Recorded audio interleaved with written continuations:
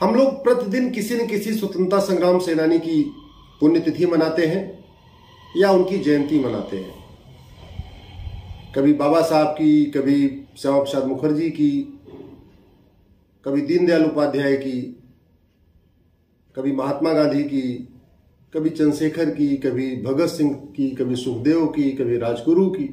किसी न किसी महापुरुष की जयंती और पुण्यतिथि हम लोग प्रतिदिन मनाते हैं। लेकिन सवाल यह है कि आजादी के 75 साल के बाद क्या हम उनके सपनों को साकार कर पाए? क्या हमारे जो महापुरुष थे जिन्होंने अपना बलिदान दिया, कोई फांसी पे चढ़ गया, किसी ने लाठियां खाई, कोई जेल में रहा, वीर सावरकर ने काला पानी झेला, क्या वो यही भारत बनाना चाहते थे जो आज भारत है, जहां जातिवाद है, भाषावाद है, क्षेत्रवाद है, अलगाववाद है, कट्टरवाद है, मजहबी उन्माद है? क्या वही भारत बनाना चाहते थे? उनका सपना ऐसे भारत का था जहां घूसखोरी हो, जमाखोरी हो, मिलावटखोरी हो, कालाबाजारी हो, नशा तस्करी हो, मानव तस्करी हो, सोना तस्करी हो, चंदन तस्करी हो, चांदी तस्करी हो? ये ऐसा चाहते थे। जहां जिहाद हो,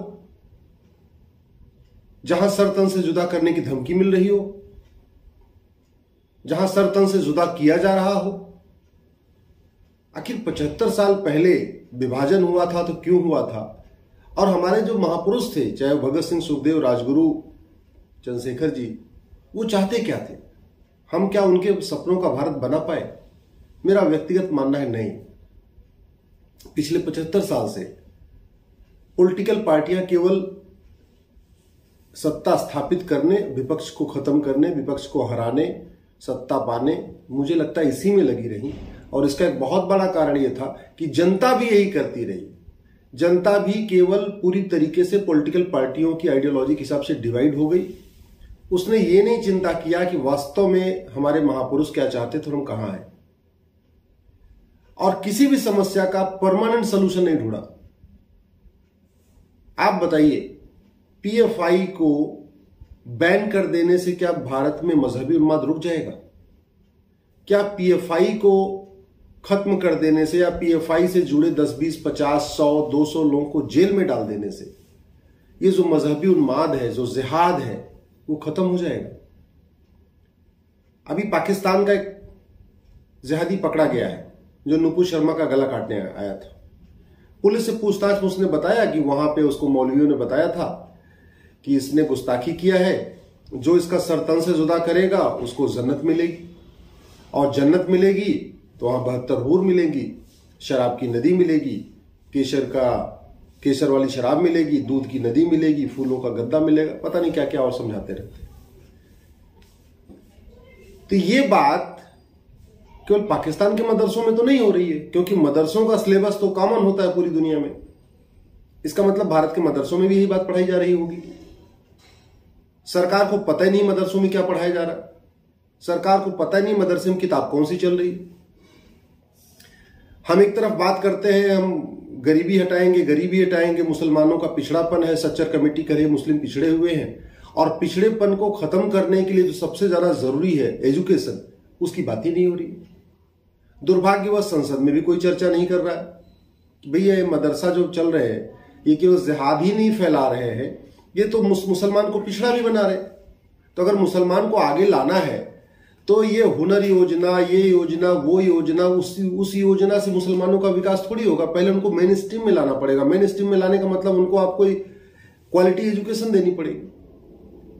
तो मदरसों में कौन सी क्वालिटी एजुकेशन हो सकती है जहां पे यही नहीं पता कि मौलवी कितना पढ़ा लिखा है, जहां यही नहीं पता वो किताब पढ़ा क्या रहे।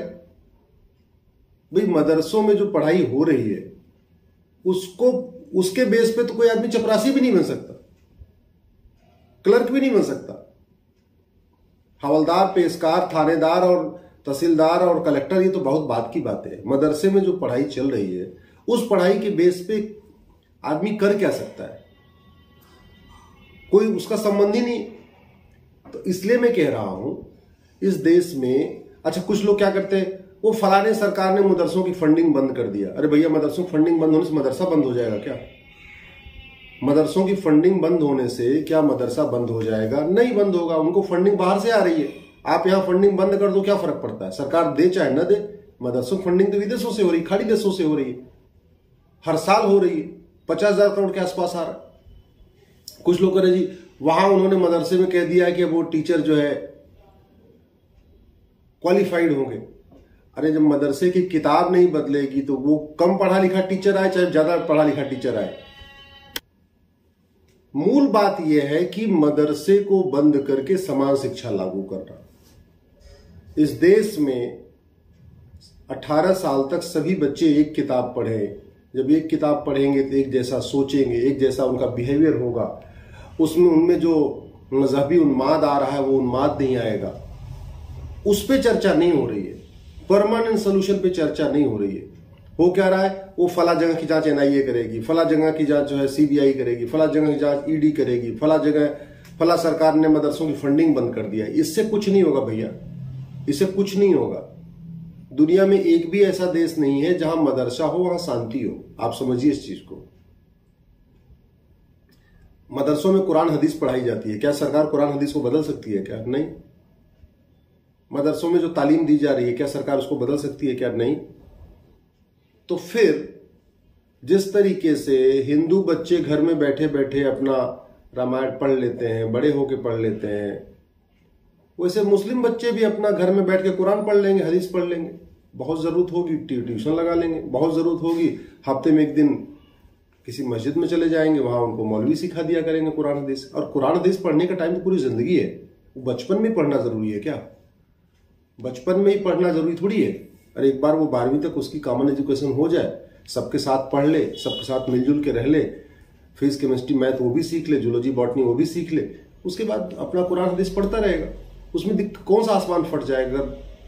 वही बच्चा जो 6वीं में या 6 साल का या 10 साल का मदरसे में जा रहा है, वही अगर 18 साल के बाद अगर वो कुरान हदीस पढ़ेगा, बल्कि उस समय तो और अच्छा कुरान हदीस पढ़ेगा, उसका दिमाग पूरी तरीके से खुल चुका होगा।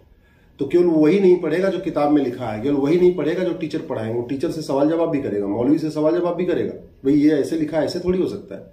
उसका दिमाग डेवलप हो चुका होगा। दिमाग डेवलप हो चुका होगा तो उसको कोई भ्रमित नहीं कर पाएगा। इस पर कोई चर्चा नहीं हो रही है, न विधानसभा में न लोकसभा में। मैं बार बार कह रहा हूं, जब तक आप समस्या की जड़ पे नहीं जाओगे, अस्थायी समाधान नहीं करोगे, केवल सतही समाधान करके, केवल खबर बनाने के लिए समाधान करके, केवल ऐसी कुछ चीजें करके कि भाई ठीक है लोगों का गुस्सा खत्म हो जाए, उससे समाधान नहीं होगा। मदरसों की सरकार फंडिंग रोक देगी, मदरसों पे कोई फर्क नहीं पड़ेगा। मदरसे सरकारी फंडिंग के भरोसे नहीं चल रहे। मदरसों में जो है आप केवल ये कह दो कि हम तो इसको टीचर वहां पे वेल क्वालिफाइड कर देंगे, तो हामिद अंसारी जैसा टीचर आप करोगे ना, बहुत यही करोगे आप क्या कहोगे? कोई भाई पढ़ा लिखा होना चाहिए, तो हामिद अंसारी भी पढ़े लिखे हैं, क्या करोगे आप? इसलिए मेरा ये मानना है इस देश में समान शिक्षा लागू हो, यूनिफॉर्म एजुकेशन लागू हो, 18 साल तक लागू हो, और इसको लागू करना बहुत आसान है। पता नहीं लोग क्यों समझ नहीं पा रहे हैं, उनको लगता है मदरसा बंद करके यूनिफॉर्म एजुकेशन लागू करने में बहुत बड़ा रॉकेट साइंस है। कोई रॉकेट साइंस नहीं है। एक कानून है राइट टू एजुकेशन एक्ट। वो right to education act parliament ने बनाया है। इसका मतलब पार्लियामेंट में उस राइट टू एजुकेशन को बदला भी जा सकता है, अमेंड भी किया जा सकता है, और केवल 2 अमेंडमेंट करना है राइट टू एजुकेशन एक्ट में। क्या? पहला, उसके नाम में जो राइट टू एजुकेशन है उसमें इक्वल वर्ड जोड़ना है। उस कानून का नाम बन जाएगा राइट टू इक्वल एजुकेशन। और दूसरा क्या करना है, उसमें राइट टू एजुकेशन एक्ट जो अभी चल रहा है उसमें पढ़ने की उम्र 6 से 14 साल है, उसको 6 से 18 करना है। अभी वो फर्स्ट से लेके 8वीं तक लागू होता है, 6 से 14 साल तक। उसको अगर हम 18 कर दें तो यानी पहली से लेके 12वीं तक लागू हो जाएगा। ये जो सीबीएसई, आईसीएसई, मदरसा बोर्ड, जो दुनिया भर के बोर्ड चल रहे हैं, ये सारे मर्ज हो जाएंगे। इस देश में 1 नेशन 1 एजुकेशन बोर्ड हो जाएगा। आप उसको भारतीय शिक्षा बोर्ड कह सकते हैं, उसका नाम नया भारतीय शिक्षा बोर्ड कर रख लीजिए। 1 नेशन 1 सिलेबस हो जाएगा, जैसे केंद्रीय विद्यालय का सिलेबस होता है। केंद्रीय विद्यालय में वो लद्दाख में हो या लक्षद्वीप में हो, कश्मीर में हो या कामरूप में हो, सिलेबस तो एक होता है। तो मैं तो कह रहा हूं कि आप सिलेबस में मत कुछ करिए, एक काम करिए, सारा मर्ज करके 1 नेशन 1 एजुकेशन बोर्ड यानी भारतीय शिक्षा बोर्ड का गठन करिए, और जो केंद्रीय विद्यालय की किताबें हैं, केंद्रीय विद्यालय का सिलेबस है, उसी को क्रॉस द बोर्ड लागू कर दीजिए। कुछ लोग ये सोचेंगे अच्छा ऐसे कैसे हो जाएगा, बंगाल में तो सब लोग नहीं पढ़ सकते। अरे भैया, बंगाल वाला बंगाली में पढ़ेगा, सिलेबस वही रहेगा। महाराष्ट्र वाला मराठी में पढ़ेगा, सिलेबस वही रहेगा। गुजरात वाला गुजराती में पढ़ेगा, सिलेबस वही रहेगा। तो पूरे देश में जो पूरे देश में एजुकेशन बोर्ड है, शिक्षा बोर्ड यानी बिहार बोर्ड, बंगाल बोर्ड, ये क्या होगा, जो भारतीय शिक्षा बोर्ड सेंट्रल लेवल पे होगा उसी की ब्रांच हो जाएंगी, उसका रीजनल ऑफिस हो जाएगा। जैसे मान लीजिए यूपी का एजुकेशन बोर्ड इलाहाबाद में है, प्रयाग में, तो उसका ऑफिस बंद नहीं होगा, उसके एम्प्लॉय कहीं नहीं जाएंगे। वो क्या होगा, जो दिल्ली में भारतीय शिक्षा बोर्ड होगा उसका रीजनल ऑफिस हो जाएगा। जैसे महाराष्ट्र बोर्ड है, महाराष्ट्र एजुकेशन बोर्ड, तो महाराष्ट्र एजुकेशन बोर्ड बंद करने की जरूरत नहीं है। महाराष्ट्र एजुकेशन बोर्ड की जो बिल्डिंग होगी वो जो दिल्ली में भारतीय शिक्षा बोर्ड है उसका रीजनल ऑफिस हो जाएगा, उसके एम्प्लॉय भारतीय शिक्षा बोर्ड के एम्प्लॉय हो जाएंगे। इतने तंत्र होगा।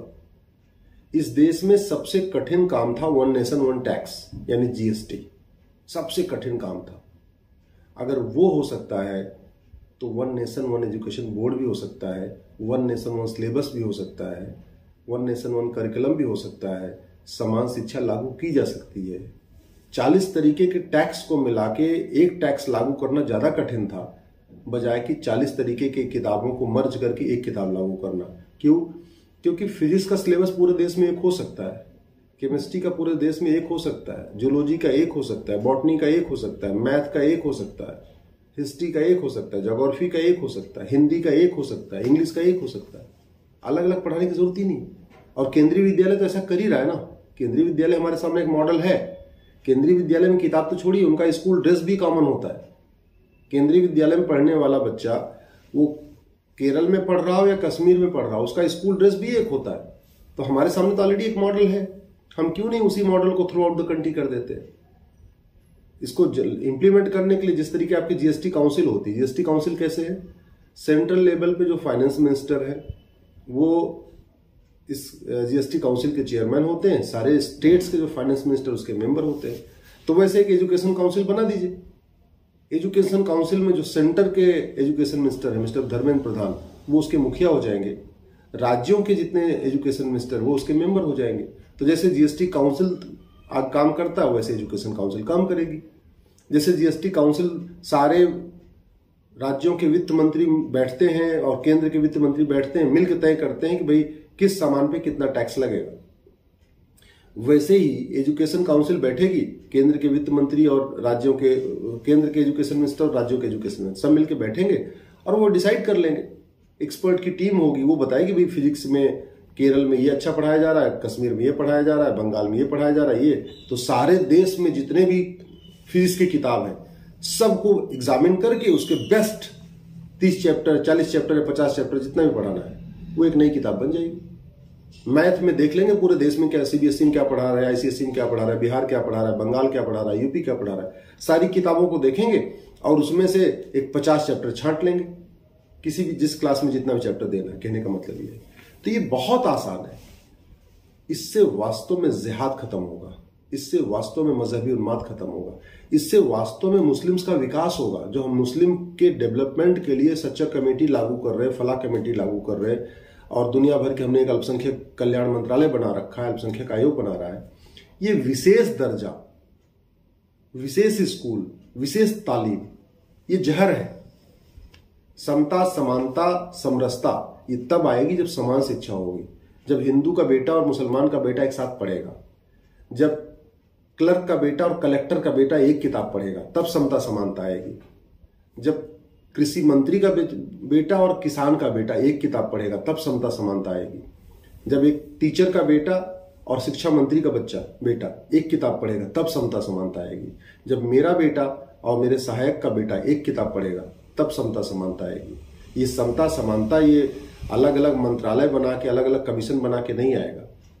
जिहाद खत्म हो ही नहीं सकता जब तक इस देश में समान शिक्षा लागू नहीं होगी। जिहाद खत्म हो ही नहीं सकता जब तक इस देश में one nation one education board नहीं होगा, वन नेशन वन सिलेबस नहीं होगा। जब तक देश में मदरसा है तब तक जिहाद और मजहबी उन्माद बिल्कुल कम नहीं होगा। मैं आप गारंटी के साथ कहता हूं। इसलिए आपसे रिक्वेस्ट है, इस वीडियो को आप अधिक से अधिक शेयर करिएगा। ट्विटर पे, फेसबुक पे, इंस्टाग्राम पे, जहां जहां आपको अच्छा लगे अपने सांसद और विधायक को टैग करके ट्वीट करिएगा और उनसे कहिएगा समाज शिक्षा यदि अब नहीं लागू होगी तो आखिर कब लागू होगी।